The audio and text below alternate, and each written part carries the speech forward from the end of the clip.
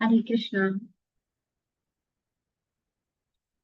ओमज्ञानतिमिरान्धस्य नानाञ्चलाशलाकया चक्षुर्मीलितं येन तस्मै श्रीगुरवे नमः। श्रीचैतन्यमनोभीष्टं स्थापितं येन भूतले स्वयं रूपकदा मह्यं ददाति स्वपदान्तिकं। वन्देऽहं श्रीगुरो श्रीयुतपदकमलं श्रीगुरून् वैष्णवांश्च श्रीरूपं साग्रजातं सहगणरघुनाथान्वितं तं सजीवं साद्वैतं सावधूतं परिजनसहितं कृष्ण चैतन्य देवं श्रीराधा कृष्ण पादान् सहगण ललिता श्री विशाखान्वितांश्च नमो विष्णुपादाय कृष्ण पृष्ठाय भूतले श्रीमते भक्तिवेदान्त स्वामिनिधि नामिने नमस्ते सारस्वते देवे गौरवाणी प्रचारिणे निर्विशेष शून्यवादी पाश्चात्य देशतारिणे वाञ्छाकल्पतरुभ्यश्च कृपा सिन्धुभ्येव च पतितानां पावनेभ्यो वैष्णवेभ्यो नमो नमः। हे कृष्णा करुणा सिन्धो दीनबन्धो जगत्पते गोपेश गोपिका कान्त राधा कान्त नमोऽस्तुते। तप्त काञ्चन गौरांगी राधे वृन्दावनेश्वरी शफानुसुते देवी प्रणमामि हरिप्रिये। जय श्री कृष्ण चैतन्य प्रभु नित्यानंद श्री अद्वैत गदाधर श्रीवासादि गौर भक्त वृंदा। हरे कृष्णा कृष्ण कृष्ण हरे हरे हरे राम राम राम हरे हरे। ഹരേ കൃഷ്ണ.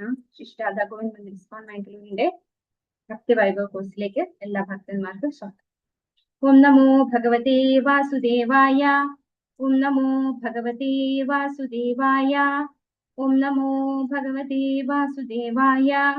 നിഗമകൽപതരോർഗളിതം ഫലം ശുഖമുഖാദമൃതദ്രവ സംയുതം പിബത ഭാഗവതം രസമാലയം മുഹുരഹോരസികാ ഭുവി ഭാവുകാഃ. നാരായണം നമസ്കൃത്യ നരം ചൈവ നരോത്തമം ദേവീം സരസ്വതീം വ്യാസം തതോ ജയമുദീരയേത്. നഷ്ടപ്രായേഷു ഭദ്രേഷു നിത്യം ഭാഗവത സേവയാ ഭഗവതി ഉത്തമ ശ്ലോകേ ഭക്തിർഭവതി നൈഷ്ഠികീം. കൃഷ്ണായ വാസുദേവായ ദേവകീ നന്ദനായ ച നന്ദഗോപകുമാരായ ഗോവിന്ദായ നമോ നമഃ. ഹരേ കൃഷ്ണ. മദേകബന്ധോ മത്സംഗിൻ മദ്ഗുരോ മന്മഹാദന മന്നിഷ്ടാരക മദ്ഭാഗ്യ മദാനന്ദ നമോസ്തുതേ. തന്ത്ര ശ്രീമദ് ഭാഗവതം കി ജയ. ശ്രീല പ്രഭുപാദ് കി ജയ. ശ്രീമദ് ഭാഗവതം സ്കന്ധം 1 അധ്യായം 1 ശ്ലോകം 12 മുതലാണ് ഇന്ന് എടുക്കാനുള്ളത് അല്ലെ. എല്ലാവർക്കും ഓർമ്മയുണ്ടോ? കഴിഞ്ഞ 4 ക്ലാസ് അല്ലെ നമ്മളിപ്പോ ഒന്നാമത്തെ ശ്ലോകം ഒരു ക്ലാസ്സിൽ എടുത്തു, 2, 3 പിന്നെ ബാക്കിയുള്ളത് 4 മുതൽ 11 വരെ. ഇതുവരെ നമ്മൾ പഠിച്ച കാര്യങ്ങൾ എല്ലാവർക്കും ഓർമ്മയുണ്ടോ? ഒന്നാമത്തെ ശ്ലോകം എന്താ അതിനെ പറ്റി പറയാനുള്ള? ആർക്കെങ്കിലും പറയാൻ പറ്റുമോ? ഹരേ കൃഷ്ണ. പറയാൻ പറ്റുന്നവർ, ഓഫീസിൽ ഇരിക്കുന്നവർ വേണ്ട, അല്ലാത്തവരാരെങ്കിലും പറയാൻ പറ്റുന്നവരുണ്ടെങ്കിൽ പറഞ്ഞോളൂ. എന്താണ് ഒന്നാമത്തെ ശ്ലോകം? നമ്മളോട് എന്ത് ബന്ധമാണ്? ഭഗവാനുമായിട്ടുള്ള ബന്ധം അനുസ്മരിപ്പിക്കുന്നതാണ് അല്ലെ. സംബന്ധ എന്ന് പറഞ്ഞു നമ്മൾ അല്ലെ. പിന്നെ എന്തൊക്കെയാണ് ഒന്നാമത്തെ ശ്ലോകത്തില് പറയുന്നത്? ആദ്യം ഭഗവാനെ സ്തുതിക്കുന്നു. ഓം നമോ ഭഗവതേ വാസുദേവായ. അതിൽ തന്നെ ഭഗവാൻ ശ്രീകൃഷ്ണൻ വസുദേവ പുത്രനായിട്ടുള്ള വാസുദേവനെയാണ് നമ്മുടെ വ്യാസദേവൻ ആദ്യം തന്നെ നമിക്കുന്നത് അല്ലെ. ഓം നമോ ഭഗവതേ വാസുദേവായ, അല്ലയോ വസുദേവസൂതനായ എന്റെ ശ്രീകൃഷ്ണ ഭഗവാനെ എന്ന് പറഞ്ഞുകൊണ്ടാണ് സ്തുതിക്കുന്നത്. പിന്നെ ഭഗവാനാണ് ജന്മ ആദി അസ്യ അല്ലെ. എന്താണ്? സൃഷ്ടി സ്ഥിതി സംഹാരങ്ങളുടെ കാരണം, ആദി കാരണം അത് ഭഗവാനാണെന്ന് ആദ്യം തന്നെ പറയുന്നു. അന്വയാ ഇതരതശ്ച അർത്ഥേഷു അഭിജ്ഞഃ. പ്രത്യക്ഷവും അപ്രത്യക്ഷവുമായ എല്ലാറ്റിനെയും കുറിച്ച് ഭഗവാന് ജ്ഞാനമുണ്ട്. അപ്പോ കാണുന്നത് മാത്രമല്ല, പ്രത്യക്ഷവും കാണാത്തതിൽ അപ്രത്യക്ഷമായതും ആയിട്ടുള്ള എല്ലാത്തിനെ കുറിച്ചുള്ള അഭിജ്ഞഃ, പൂർണ്ണ അഭിജ്ഞനാണ് ഭഗവാൻ. സ്വരാട്, ഭഗവാൻ പരിപൂർണ സ്വതന്ത്രനാണ്. തേനെ ബ്രഹ്മഹൃദായ ആദികവേ, ആദി ജീവാത്മാവായിട്ടുള്ള ബ്രഹ്മദേവനെ ഹൃദയത്തിലേക്ക് ജ്ഞാനം പകർന്നു കൊടുത്തതും ഭഗവാനാണ്.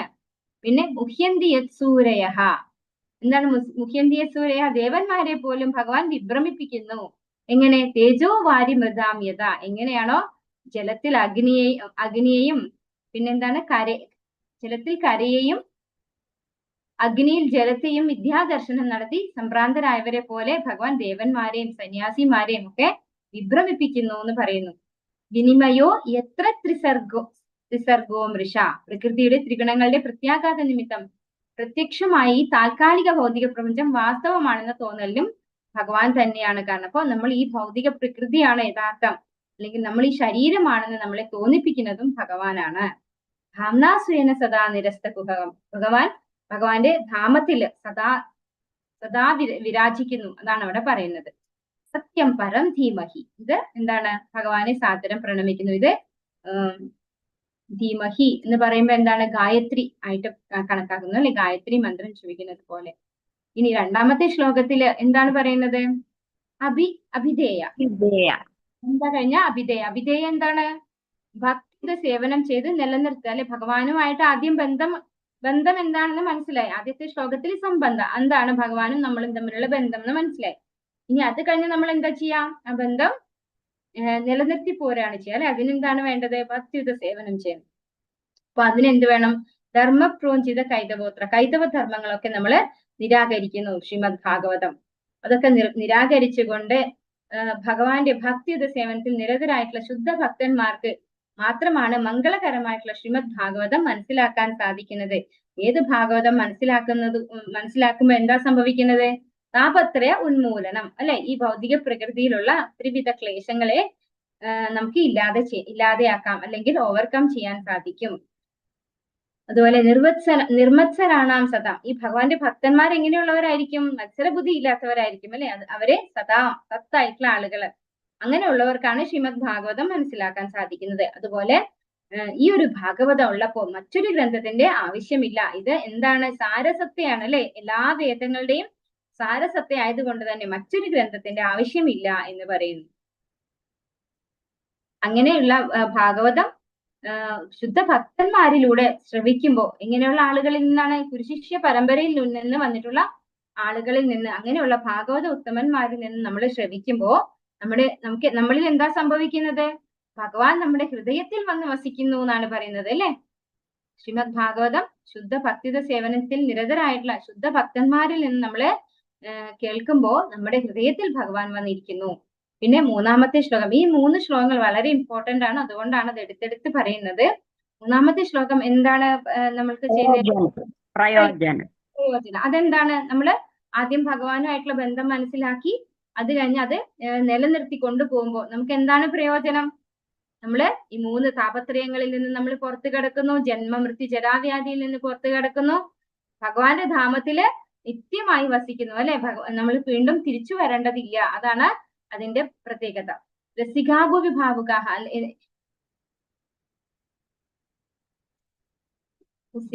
ഭാവുകാഹ അല്ലയോ വിദഗ്ധരും ചിന്താശീലരുമായ ജനങ്ങളെ, വിപത്ത ഭാഗവതം ശ്രീമദ് ഭാഗവതം ആസ്വദിക്കൂ. നിഗമ കൽപ്പതരോർ ഗളിതം ഫലം. വേദസാഹിത്യത്തിലെ ചിന്താമണി വൃക്ഷത്തിന്റെ പരിപക്വ ഫലം. ഇപ്പൊ നിഗമ കൽപ്പതരോർ ഫലം എന്ന് പറഞ്ഞു കഴിഞ്ഞാൽ എന്താണ്?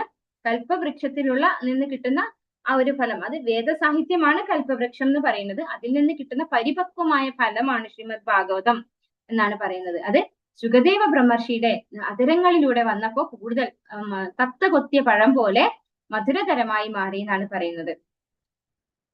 ആകയാൽ മുക്താത്മാക്കൾ ഉൾപ്പെടെ ഏവരും അതിയായി ഇഷ്ടപ്പെടുന്ന ഈ അമൃതരസം കൂടുതൽ ആസ്വാദ്യമായി തീർന്നിരിക്കുന്നു. പിബത ഭാഗവത രസം അല്ലെ? അതാണ് പറയുന്നത്. കുടിക്കാനാണ് ഭാഗവതം, ആസ്വദിക്കാനാണ് പറയുന്നത്. പിന്നെ 4 മുതൽ 11 വരെയുള്ള ശ്ലോകങ്ങളിൽ നമ്മൾ എന്താണ് കണ്ടത്? ആദ്യം രംഗം ഒരുങ്ങുന്നു അല്ലെ? 1000 വർഷത്തെ യാഗം എവിടെ വെച്ച് നടക്കുന്നു? നൈമിഷാരണ്യത്തിൽ വെച്ച് നടക്കുന്നു. ആരാണ് അത് ലീഡ് ചെയ്യുന്നത്? സൂതഗോസ്വാമിയാണ് ലീഡ് ചെയ്യുന്നത് അല്ലെ? സൂതഗോസ്വാമി ലീഡ് ചെയ്യുന്നു. ആരാണ് കേൾക്കുന്നത്? ശൗനകാദി മഹർഷിമാര് കേൾക്കുന്നു. ഋഷിമാർ ശീല സൂതഗോസ്വാമിയോട് വളരെ ബഹുമാനത്തോടെ അന്വേഷിക്കുന്നു. നമ്മൾ കണ്ടു എങ്ങനെയാണ് ശ്രീമദ് ഭാഗവതം ശ്രോതാവിന്റെ ഗുണങ്ങള്, അതുപോലെ വക്താവിന്റെ പ്രത്യേകതകൾ ഒക്കെ നമ്മൾ കണ്ടു അല്ലെ? ഒരു വക്താവ് എങ്ങനെയുള്ള ആളായിരിക്കണം? സുഖദേവ ബ്രഹ്മർഷിയുടെ ഗുരുശിഷ്യ പരമ്പരയിലൂടെ വന്നിട്ടുള്ള ഒരാളായിരിക്കണം. ആ വ്യക്തിക്ക് എന്തറിവുണ്ടായിരിക്കണം? ശാസ്ത്രജ്ഞാനങ്ങൾ മുഴുവൻ ഉണ്ടായിരിക്കണം അല്ലെ? അദ്ദേഹം ഒരു ഗോസ്വാമി ആയിരിക്കണം, ഇന്ദ്രിയങ്ങളിൽ നിയന്ത്രണമുള്ള വ്യക്തി ആയിരിക്കണം. അതുപോലെ ശ്രോതാവ് എങ്ങനെയായിരിക്കണം? ഒരു ഗുരുശിഷ്യ പരമ്പരയിലൂടെ ജ്ഞാനം സ്വീകരിക്കുമ്പോൾ വളരെ വിനയത്തോടും എളിമയോടും കൂടി, ഒരിക്കലും എന്താ പറയാ, ചോദ്യം ചെയ്യുന്ന രീതിയിൽ അല്ലെങ്കിൽ അവരെ ഉത്തരം മുട്ടിക്കുന്ന രീതിയിലുള്ള ചോദ്യം ചെയ്യാതെ വിനയത്തോടു കൂടി ശ്രവിക്കുന്നവരായിരിക്കണം ഭാഗവത ശ്രോതാവ് എന്ന് നമ്മൾ കണ്ടു അല്ലെ? ഭഗവാനിലും ഗുരുവിലും ഗുരുശിഷ്യ പരമ്പരയിലും വിശ്വാസമുള്ള ആളായിരിക്കണം. ഋഷിമാർ സൂതഗോസ്വാമി മഹത്വപ്പെടുത്തുന്നു. അപ്പോ നമ്മള് ആചാര്യന്മാരെ നമ്മൾ എങ്ങനെയാ കാണുക? സാക്ഷാത് ഹരിത്വേന സമസ്ത ശാസ്ത്രേർ അല്ലെ? ഭഗവാന് തുല്യം. ഭഗവാൻ അല്ല അവരെങ്കിലും ഭഗവാനെ നമ്മൾ എങ്ങനെയാണോ ആരാധിക്കുന്നത് അതുപോലെ ആയിരിക്കണം നമ്മൾ ഗുരുവിനെ കാണേണ്ടത്. നമ്മളെ ആ ഗുരുവിന് നമുക്ക് ഭഗവാനെ കാണിച്ചു തരാൻ സാധിക്കും, ഭഗവാനെ കുറിച്ച് വ്യക്തമായിട്ട് പറഞ്ഞു തരാൻ സാധിക്കും എന്നുള്ള ഉറച്ച വിശ്വാസം നമുക്കുണ്ടായിരിക്കണം.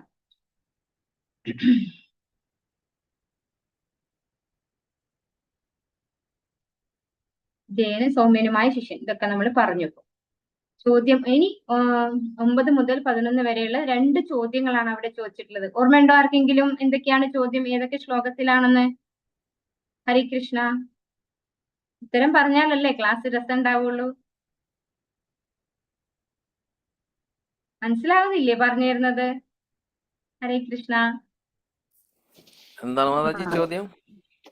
എന്തൊക്കെയാണ് ചോദ്യങ്ങൾ ഉണ്ടായിരുന്നത് ഇതുവരെ? 11 വരെയുള്ള ശ്ലോകങ്ങളിൽ എന്ത് ചോദ്യങ്ങളാണ് ശൗനകാദി മഹർഷിമാര് സൂത ഗോസ്വാമിയോട് ചോദിച്ചത് എന്നാണ് ചോദിച്ചത്.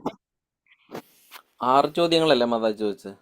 6 ചോദ്യങ്ങൾ ചോദിച്ചു. പക്ഷെ 9 മുതൽ 11 വരെയുള്ള ശ്ലോകങ്ങളിൽ 2 ചോദ്യങ്ങളാണ് ഉള്ളത്.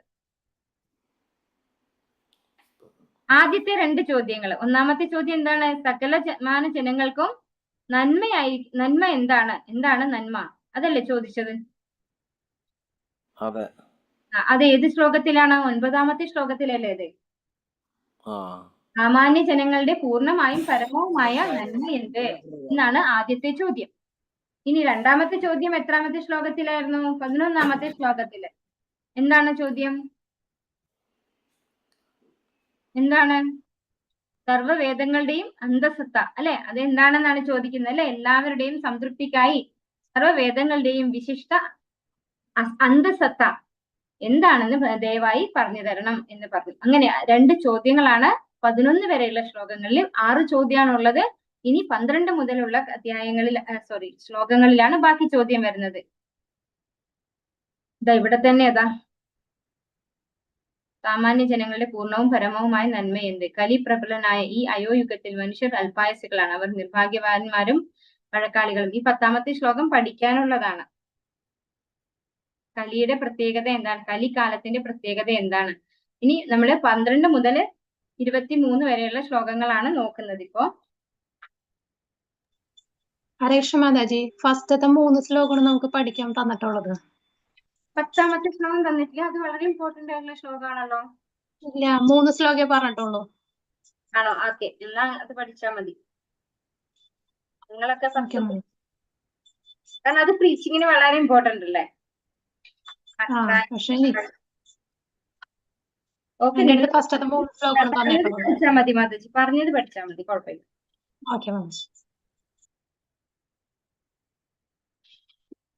ഇതിൽ ശ്ലോകങ്ങളെല്ലാം കൊടുത്തിട്ടില്ല, അതുകൊണ്ട് ഞാൻ ടെക്സ്റ്റ് വെച്ച് വായിക്കാം.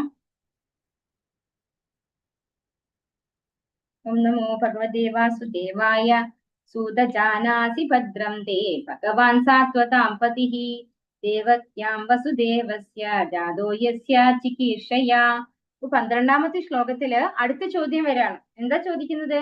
അല്ലയോ സൂത ഗോസ്വാമി, അങ്ങേക്ക് സർവമംഗളങ്ങളും നേരുന്നു. വസുദേവ തനയനായി പരമദിവ്യോത്തമ പുരുഷനായ ഭഗവാൻ ദേവകി ഗർഭത്തിൽ ആവിർഭവിച്ചതിന്റെ ഉദ്ദേശം താങ്കൾ അറിയുന്നു. ഇപ്പൊ ഭഗവാൻ എന്തുകൊണ്ടാണ് ദേവകി ഗർഭത്തിൽ വന്ന് ഭവിച്ചത്, അല്ലെങ്കിൽ ആവിർഭവിച്ചത് എന്തുകൊണ്ടാണ് എന്നുള്ളത് സൂത ഗോസ്വാമിക്ക് അറിയാം. ആ അറിയുന്ന കാര്യം ഞങ്ങൾക്ക് പറഞ്ഞു തരൂ എന്നാണ് ശ്ലോകം 12 പറയുന്നത്. അപ്പൊ ഭഗവാൻ എന്ന് പറഞ്ഞു കഴിഞ്ഞാൽ എന്താണ്?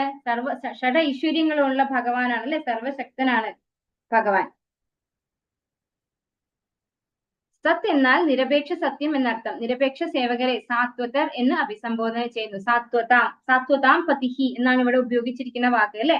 അതാണ് ഇവിടെ പറയുന്നത്. സത് എന്ന് പറഞ്ഞു കഴിഞ്ഞാൽ ഭഗവാൻ അല്ലെ, പരമനിരപേക്ഷ സത്യം എന്നാണ് അർത്ഥം.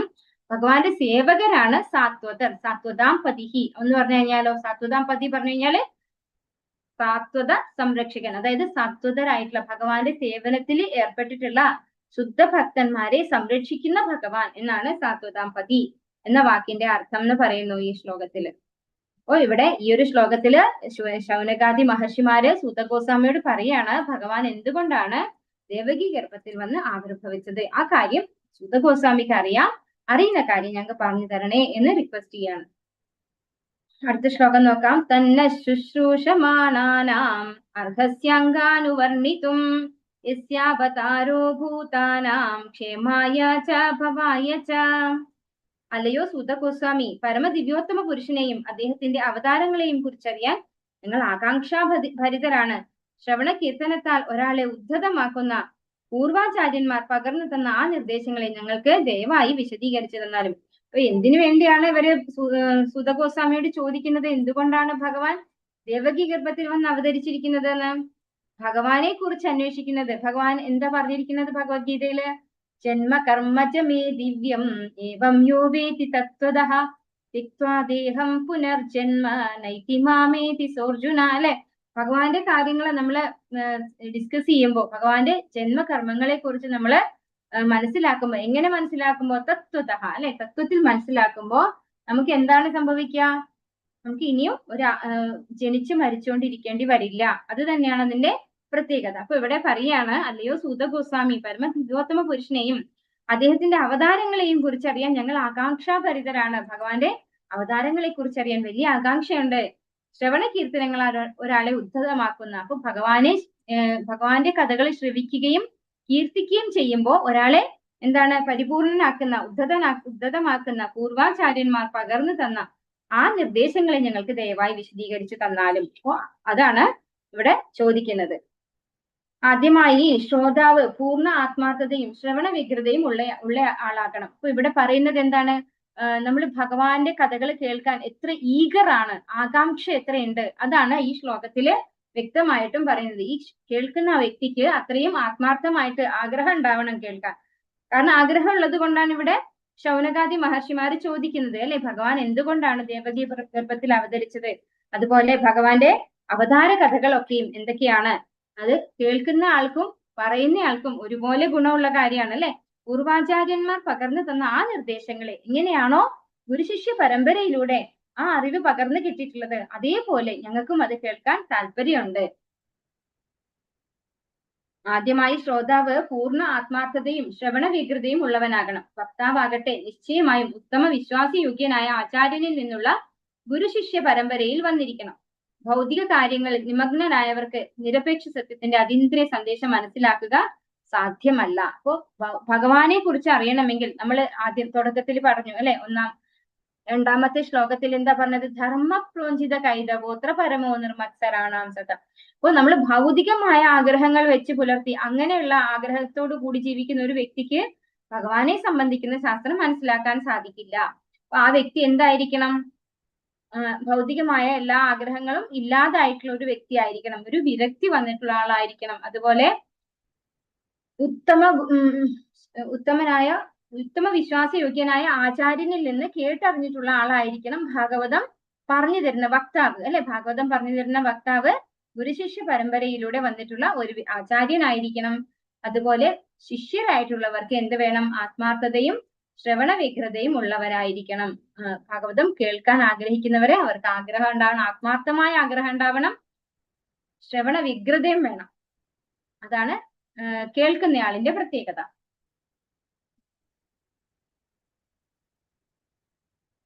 ആപന്ന സംസൃതിം ഘോരാം എന്നാമ വിവശോ ഗൃണൻ തതസ്തദ്യോ വിമുച്യേത യദ്വിവേദി സ്വയം ഭയം. വളരെ സുന്ദരമായൊരു ശ്ലോകമാണ്. 1-ാമത്തെ അധ്യായത്തില് 14-ാമത്തെ ശ്ലോകം. എല്ലാവർക്കും അത് നോട്ട് ചെയ്യാവുന്നതാണ്, പറ്റുമെങ്കിൽ പഠിക്കാവുന്നതാണ്. ഞാൻ ആദ്യമായിട്ട് ഭാഗവതം കൈ കിട്ടിയിട്ട് വായിക്കാൻ തുടങ്ങിയിട്ട് ഈ ശ്ലോകം വായിച്ചപ്പോ എനിക്ക് ഭയങ്കര സന്തോഷം ഉണ്ടായി. കാരണം ഈ ശ്ലോകത്തിൽ എന്താ പറയുന്നത്? സ്വയം വ്യക്തി രൂപം പൂണ്ട ഭയം തന്നെ ഭയപ്പെടുന്ന കൃഷ്ണന്റെ പവിത്രനാമം ബോധപൂർവം അല്ലാതെ ജപിച്ചാൽ പോലും ജനിമൃതികളുടെ ഘോര പ്രതിബന്ധങ്ങളിൽ അകപ്പെട്ടിരിക്കുന്ന ജീവാത്മാക്കൾ തൽക്ഷണം സ്വതന്ത്രരാക്കപ്പെടുന്നു. അപ്പൊ ഇവിടെ എന്താ പറയുന്നത്? നമുക്ക് എല്ലാവർക്കും ഭയം ഉണ്ടല്ലേ. നമ്മള് എസ്പെഷ്യലി നമ്മള് കൃഷ്ണ കോൺഷ്യസിലേക്ക് വരുന്നത് വരെ നമ്മൾ ഭയങ്കര ഭയമുള്ളവരാണ്. അപ്പൊ ആ ഒരു ഭയം പോലും നമ്മൾ ഏതോ ഒരു സിറ്റുവേഷൻ, ഒരു വണ്ടി ഓടിക്കുകയാണ്, എതിരെ ഒരു വണ്ടി വരുമ്പോൾ നമുക്ക് ഭയമാണ്. അല്ലെങ്കിൽ എന്തെങ്കിലും ഒരു കാര്യം നമ്മൾ ചെയ്യാൻ തുടങ്ങുമ്പോൾ അയ്യോ ശരിയായില്ലെങ്കിലോ, അല്ലെങ്കിൽ വേറെ എന്തെങ്കിലും പ്രോബ്ലം ഉണ്ടാവോ, ഏത് സമയത്തും നമുക്ക് ഒരു ആൻഷൈറ്റി അല്ലെങ്കിൽ ഭയം ഇത് നമ്മുടെ പിടികൂടിയിട്ടുണ്ടാവും. അപ്പൊ ഇവിടെ പറയാണ്, സ്വയം വ്യക്തി രൂപം പൂണ്ട ഭയം തന്നെ ഭയപ്പെടുന്നു. ആരെയാണ്? കൃഷ്ണന്റെ പവിത്ര നാമത്തെ, ഭഗവാന്റെ നാമത്തെ ഭയത്തിന് പോലും ഭയമാണ്. ഭയം ഒരു വ്യക്തിയായിട്ട് വന്നു കഴിഞ്ഞാൽ ആ വ്യക്തിക്ക് ഭയമാണ് ഭഗവാന്റെ തിരുനാമത്തെ. അങ്ങനെയുള്ള ഭഗവാന്റെ തിരുനാമം ജനിമൃതികളുടെ ബോധപൂർവമല്ലാതെ ജപിച്ചാൽ പോലും ജനിമൃതികളുടെ ഘോര പ്രതിബന്ധങ്ങളിൽ അകപ്പെട്ടിരിക്കുന്ന ജീവാത്മാക്കൾ തൽക്ഷണം സ്വതന്ത്രരാക്കപ്പെടുന്നു. അപ്പൊ നമ്മള് അറിയാതെ ഹരേ കൃഷ്ണ എന്ന് വെറുതെ ജപിക്കുകയാണ്, അല്ലെങ്കിൽ കളിയാക്കാൻ വേണ്ടി ജപിക്കുകയാണ്, അറിയാതെ ജപിക്കുകയാണ്. എങ്ങനെ ജപിച്ചാലും ആ വ്യക്തി ജനിമൃതികളുടെ ഘോര പ്രതിബന്ധങ്ങളിൽ അകപ്പെട്ടിരിക്കുന്ന ജീവാത്മാക്കൾ തൽക്ഷണം സ്വതന്ത്രരാക്കപ്പെടുന്നു എന്നാണ് പറയുന്നത്. അപ്പോ നമ്മൾ അറിഞ്ഞുകൊണ്ടാണ് ജപിക്കുന്നത് അല്ലെ, ഭഗവാന്റെ തിരുനാമം അറിഞ്ഞുകൊണ്ട് ജപിക്കുന്നത്. നമുക്ക് എത്രമാത്രം ഭഗവാൻ പ്രൊട്ടക്ഷൻ തരും അല്ലെ. അറിയാതെ ജപിച്ചവർക്ക് പോലും ഭഗവാൻ അത്രയും പ്രൊട്ടക്ഷൻ കൊടുക്കുന്നു. അത്രയും ഈ ഒരു ജനന മരണ ജന്മ മൃത്യു ജരാവ്യാധി ഈ ഒരു ചക്രത്തിൽ നിന്ന് ഭഗവാൻ അവരെ രക്ഷിക്കുന്നുവെങ്കിൽ അറിഞ്ഞുകൊണ്ട് ഭഗവാന്റെ നാമം ജപിക്കുന്നവർക്ക് എന്തുമാത്രം പ്രൊട്ടക്ഷൻ കിട്ടും അല്ലെ. അതുകൊണ്ട് ഇത് വളരെ നല്ലൊരു ശ്ലോകമാണ്, ഓർത്തു വെക്കുന്നത് നല്ലതാണ്, പഠിക്കണം എന്ന് ഞാൻ പറയുന്നില്ല. പക്ഷെ എനിക്ക് ഭയങ്കര ഇഷ്ടപ്പെട്ട ഒരു ശ്ലോകമായിരുന്നു, വളരെ സന്തോഷം കിട്ടിയ ഒരു ശ്ലോകമായിരുന്നു. ഹരേ കൃഷ്ണ മാതാജി അറ്റൻഡൻസ് ഇട്ടിട്ടുണ്ട് അല്ലെ. ഹരേ കൃഷ്ണ. എല്ലാവരും അറ്റൻഡൻസ് മാർക്ക് ചെയ്യണേ. ഹരേ കൃഷ്ണ. അടുത്ത ശ്ലോകം നോക്കാം നമുക്ക്. ഇതെല്ലാം ചെറിയ ചെറിയ പർബോട്ടാണ്, എല്ലാവരും വായിച്ചിട്ടുണ്ടാവും എന്ന് വിചാരിക്കുന്നു.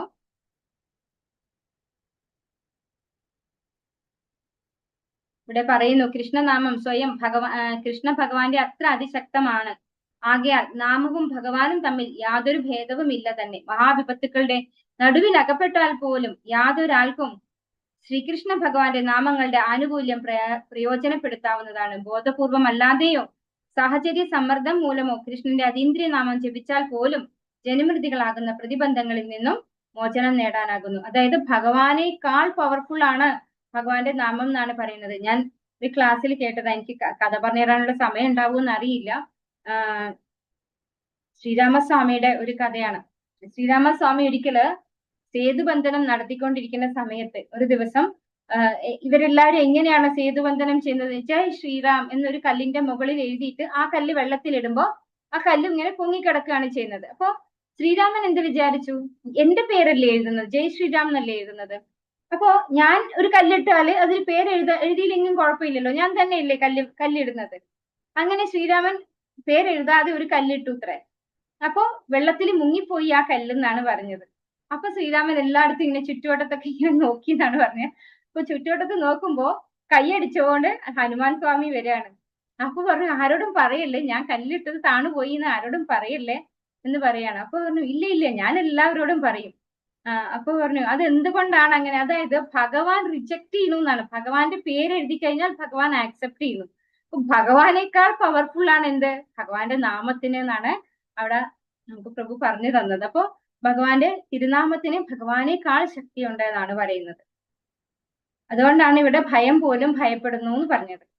ഓം നമോ ഭഗവതേ വാസുദേവായ യത്പാദ സംശയാസൂത മുനയ പ്രശമായനാഹ സദ്യ പുനന്ത്യുപസ്പൃഷ്ടാഃ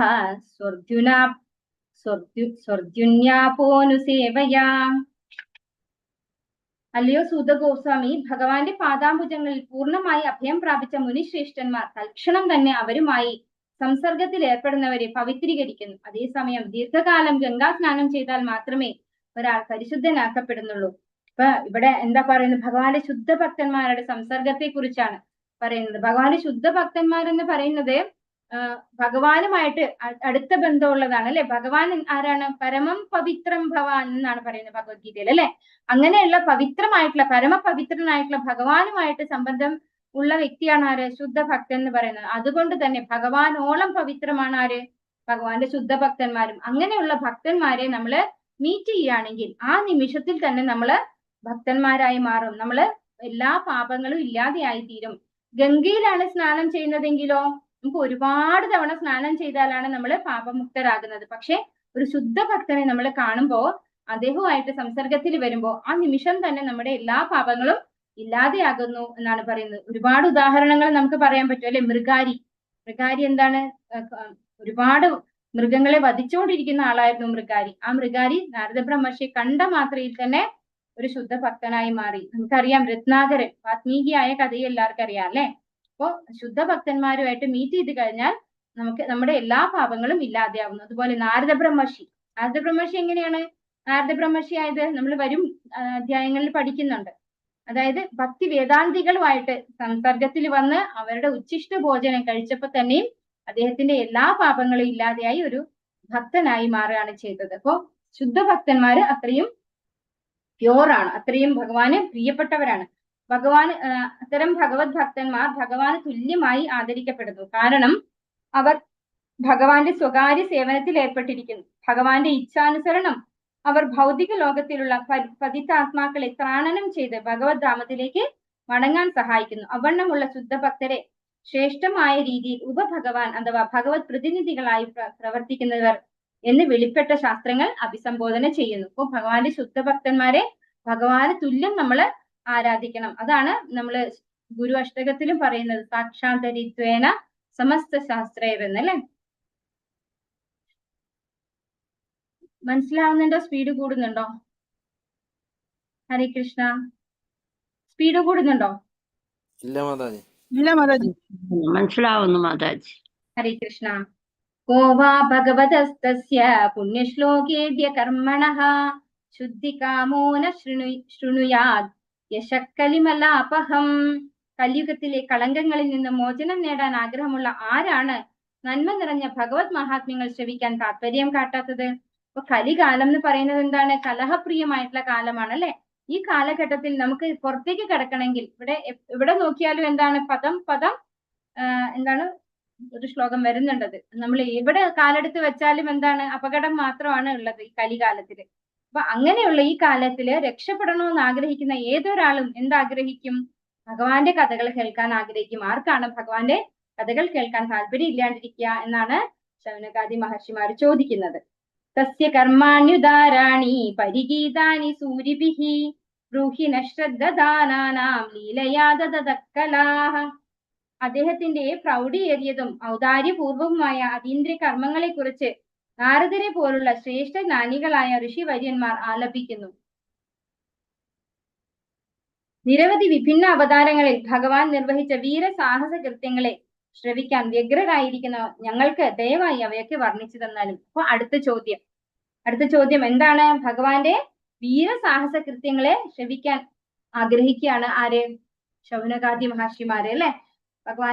ഭഗവാൻ തന്റെ അവതാരങ്ങളിൽ നിർവഹിച്ച വീരസാഹസിക കൃത്യങ്ങളെ കുറിച്ച് ഞങ്ങൾക്ക് പറഞ്ഞു തരണേ എന്ന് റിക്വസ്റ്റ് ചെയ്യാണ് സൂത ഗോസ്വാമി. അപ്പൊ 17ാമത്തെ ശ്ലോകത്തില് അടുത്ത ചോദ്യം വരാണ്.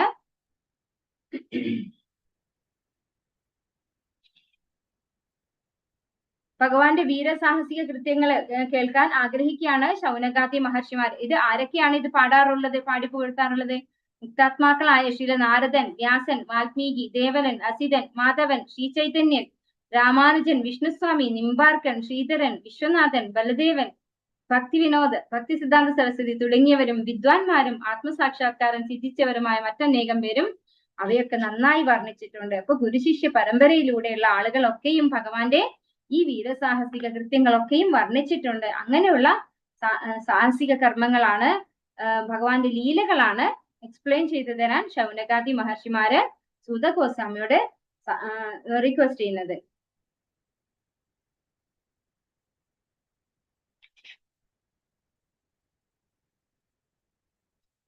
അഥാഖ്യാഹി ഹരേർധീമൻ അവതാര കഥാശുഭാ ലീലാ വിദതസ്വൈരം ഈശ്വരസ്യാത്മമായയാ. അല്ലയോ വിവേകിയായ സൂത ഗോസ്വാമി, പരമപുരുഷനായ ഭഗവാന്റെ ബഹുവിധങ്ങളായ അവതാരങ്ങളുടെ അതീന്ദ്രിയ ലീലകളെ കുറിച്ച് ദയവായി ഞങ്ങൾക്ക് വർണ്ണിച്ചു തന്നാലും. ഭഗവാന്റെ അവണ്ണമുള്ള മംഗളകരമായ വീരസാഹസ കൃത്യങ്ങളും ലീലകളും അദ്ദേഹത്തിന്റെ അന്തരംഗ ശക്തികളാലാണ് നിർവഹിക്കപ്പെടുന്നത്. അപ്പൊ ഇതും അടുത്ത ചോദ്യമാണ്. എന്താണ് ഇവിടെ പറയുന്നത്? ഭഗവാന്റെ അവതാര കഥകളിലെ ലീലകളെ കുറിച്ച്, ഭഗവാന്റെ ലീലാകഥകൾ ഞങ്ങൾക്ക് പറഞ്ഞു തരണേന്ന് റിക്വസ്റ്റ് ചെയ്യാണ് സൂത ഗോസ്വാമിയുടെ അടുത്ത് ശൗനകാദി മഹർഷിമാര്. ഭൗതിക ലോകങ്ങളുടെ സൃഷ്ടി സ്ഥിതി സംഹാരങ്ങൾക്കായി പരമപുരുഷനായ ഭഗവാൻ സ്വയം അനേക സഹസ്ര അവതാരങ്ങളിൽ പ്രത്യക്ഷപ്പെടുന്നു. ആ അതീന്ദ്രിയ രൂപങ്ങളിൽ പ്രദർശിപ്പിക്കുന്ന സവിശേഷ വീരസാഹസ കൃത്യങ്ങളെല്ലാം സർവമംഗളകരങ്ങളാണ്. അപ്രകാരമുള്ള അതീന്ദ്രിയ കർമ്മങ്ങൾ അവതരിപ്പിക്കുമ്പോൾ സന്നിഹിതരായവർക്കും ആ അതീന്ദ്രിയ കർമ്മ കഥകൾ ശ്രവിക്കുന്നവർക്കും നന്മയുണ്ടാകുന്നു. അപ്പൊ ഭഗവാന്റെ കഥകൾ കേൾക്കുന്നവർക്കും പറയുന്നവർക്കും നന്മയുണ്ടാകുന്നു. അപ്പൊ അങ്ങനെയുള്ള കാര്യങ്ങളൊക്കെയും എന്താണ്? മംഗളകരമായ സർവമംഗളകരങ്ങളാണ്. അത് എല്ലാവർക്കും നന്മ ഉണ്ടാക്കുന്നു, പറയുന്നവർക്കും കേൾക്കുന്നവർക്കും. വയം തുനവിതൃപ്യാമ ഉത്തമ ശ്ലോക വിക്രമേ യച്ഛൃണ്വതാം രസജ്ഞാനാം സ്വാദു സ്വാദു പദേ പദേ. ഭഗവാന്റെ കഥകൾ കേൾക്കുമ്പോ എന്താണ് ഉണ്ടാവുക? സ്വാദു സ്വാദു പതേ പതേ അല്ലെ? സ്തോത്രങ്ങളാലും പ്രാർത്ഥനകളാലും പ്രകീർത്തിക്കപ്പെടുന്ന പരമദിവ്യോത്തമ പുരുഷന്റെ അതീന്ദ്രിയ ലീലകൾ ശ്രവിച്ച് ഞങ്ങൾക്ക് ഒരിക്കലും മടുപ്പുണ്ടാകുന്നില്ല. ഭഗവാനുമായി അതീന്ദ്രിയ ബന്ധങ്ങളുടെ രസം വളർത്തിയെടുത്തവർ അദ്ദേഹത്തിന്റെ അതീന്ദ്രിയ ലീലാശ്രവണം അനുനിമിഷവും ആസ്വദിക്കുന്നു. ഇതേപോലെ ഒരു കാര്യം അർജുനനും പറഞ്ഞിട്ടുണ്ട് അല്ലെ? ഭഗവാനെ ഇനിയും പറയൂ, ഭഗവാനെ കുറിച്ചുള്ള ഭഗവാന്റെ വിഭൂതികളൊക്കെ ഇനിയും പറയൂ. അത് കേൾക്കും തോറും മടുപ്പുണ്ടാകുന്നില്ല, കൂടുതൽ കൂടുതൽ ആനന്ദം ഉണ്ടാവുകയാണ് ചെയ്യുന്നത്. വിഭൂതി യോഗത്തിലാണെന്നാണ് എന്റെ ഓർമ്മ. ഭഗവാനോട് അർജുനൻ പറയുന്നുണ്ട്, ഇനിയും പറഞ്ഞു തരൂ ഭഗവാനെ എന്ന്. അപ്പൊ അതുപോലെ തന്നെയാണ് ഇവിടെ സൂത ഗോസ്വാമിയോട് ശൗനകാദി മഹർഷിമാരും പറയാണ്, ഭഗവാന്റെ സ്തോത്രങ്ങളും പ്രാർത്ഥനകളാലും പ്രകീർത്തിക്കപ്പെടുന്ന ഉത്തമ ശ്ലോക വിക്രമേ അല്ലെ? ഏതാണ് ഇവിടെ ഉപയോഗിച്ചിരിക്കുന്ന വാക്ക്? സ്തോത്രങ്ങളാലും പ്രാർത്ഥനകളാലും പ്രകീർത്തിക്കപ്പെടുന്ന പരമദിവ്യോത്തമ പുരുഷന്റെ അതീന്ദ്രിയ ലീലകൾ ശ്രവിച്ച് നമുക്ക് ഒരിക്കലും മടുപ്പുണ്ടാകുന്നില്ല. നമ്മളൊരു ഭൗതികമായിട്ടുള്ള ഒരു പുസ്തകമാണ് ഒരു പ്രാവശ്യം വായിച്ച് രണ്ടാമത് വായിക്കുമ്പോൾ നമുക്ക് അറിയാവുന്ന കഥകളാണെന്ന് പറഞ്ഞാൽ നമുക്ക് മടുപ്പുണ്ടാവും അല്ലെ? രണ്ടാമത് റിപ്പീറ്റ് ചെയ്യാൻ നമുക്ക് താല്പര്യം ഉണ്ടാവില്ല. പക്ഷെ ഭഗവത്ഗീത ഭാഗവതം ഒക്കെ എന്താണ്, നമ്മൾ എത്ര വട്ടം വായിച്ചാലും പിന്നെ അതിനെ നമ്മൾ എത്ര വട്ടം വായിക്കുന്നോ അതിന്റെ ഇരട്ടിയാണ് അടുത്ത പ്രാവശ്യം വായിക്കുമ്പോൾ സന്തോഷം ഉണ്ടാവുക നമുക്ക്. അപ്പൊ നമ്മുടെ ആനന്ദം കൂടിക്കൂടി വരികയാണ് ചെയ്യുക. ശരിക്കും അതെന്തുകൊണ്ടാണ് അങ്ങനെ വരുന്നത്? ആ ഭക്തിയിലേക്ക് വരികയാണ് അല്ലെ? ആ ഭക്തി കൂടുന്തോറും എന്താണ് ഭഗവാനെ കുറിച്ച് കേൾക്കുമ്പോൾ കൂടുതൽ രസമായിട്ട് വരും. അതുകൊണ്ടാണ് സ്വാദു സ്വാദു പതേ പതേ. ഇത് എത്ര കേൾക്കുന്നോ ആ കേൾക്കും തോറും നമുക്ക് അതിനോടുള്ള രുചി വർദ്ധിച്ചുകൊണ്ടിരിക്കുകയാണ് ചെയ്യുന്നത്.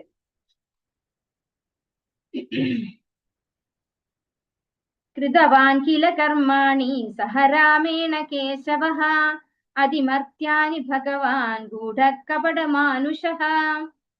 പരമദിവ്യോത്തമ പുരുഷനായ ശ്രീകൃഷ്ണ ഭഗവാൻ ബലരാമനുമൊത്ത് മനുഷ്യനെ പോലെ കളിയാടുകയും നിഗൂഢമായി പല അമാനുഷിക കർമ്മങ്ങൾ നിർവഹിക്കുകയും ചെയ്തു. ഇപ്പോ വീണ്ടും അനുസ്മരിക്കുകയാണ് അല്ലെ? ഭഗവാന്റെ ലീലകളെ കുറിച്ച് പറഞ്ഞു തരാൻ വേണ്ടി പറഞ്ഞു. അപ്പോ ഭഗവാൻ എങ്ങനെയാണ് ഇവിടെ അതിമർത്യാനി ഭഗവാൻ ഗൂഢ കപടമാനുഷ അല്ലെ? കപടമാനുഷ, ഒരു മനുഷ്യനെ പോലെ. ഭഗവാൻ ഒരിക്കലും ഒരു മനുഷ്യനല്ല, അതുകൊണ്ടാണ് കപടമാനുഷ.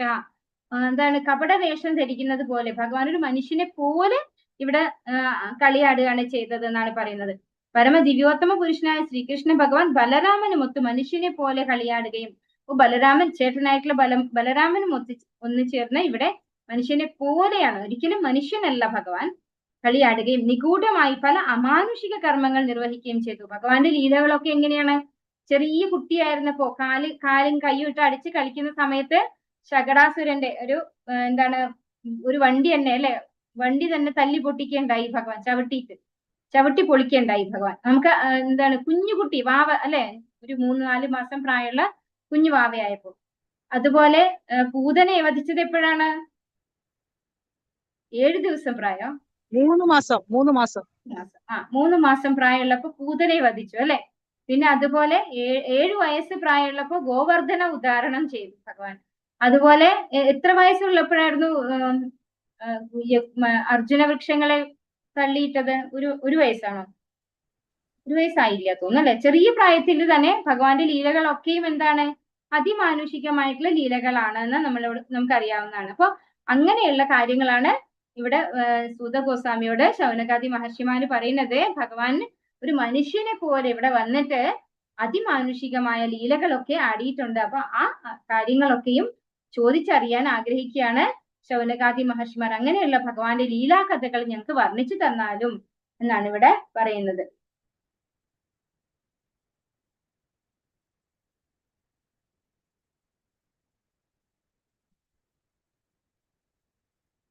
ഭഗവാന്റെ മായാശക്തിയാൽ ആവരണം ചെയ്യപ്പെടുകയാൽ മാതാപിതാക്കളും മറ്റു ബന്ധുജനങ്ങളും അദ്ദേഹത്തെ സദാ ഒരു സാധാരണ മനുഷ്യ ശിശുവായി കരുതി പോന്നു. അസാധാരണമായ സാഹസിക കൃത്യങ്ങൾ ഭഗവാനാൽ നിർവഹിക്കപ്പെടുമ്പോഴും മാതാപിതാക്കൾ വേറെ വിധത്തിൽ ചിന്തിച്ചു. കൂടാതെ മകനോടുള്ള അചഞ്ചലമായ പുത്രസ്നേഹത്താൽ അവർ സംതൃപ്തരായിരുന്നു. നൈമിഷാരണ്യത്തിലെ ഋഷിശ്രേഷ്ഠന്മാർ ഭഗവാനെ പ്രത്യക്ഷത്തിൽ മാനുഷ സദൃശമുള്ളവനായി വർണ്ണിക്കുന്നുവെങ്കിലും യഥാർത്ഥത്തിൽ അദ്ദേഹം സർവശക്തനായ പരമദിവ്യോത്തമ പുരുഷനാകുന്നു.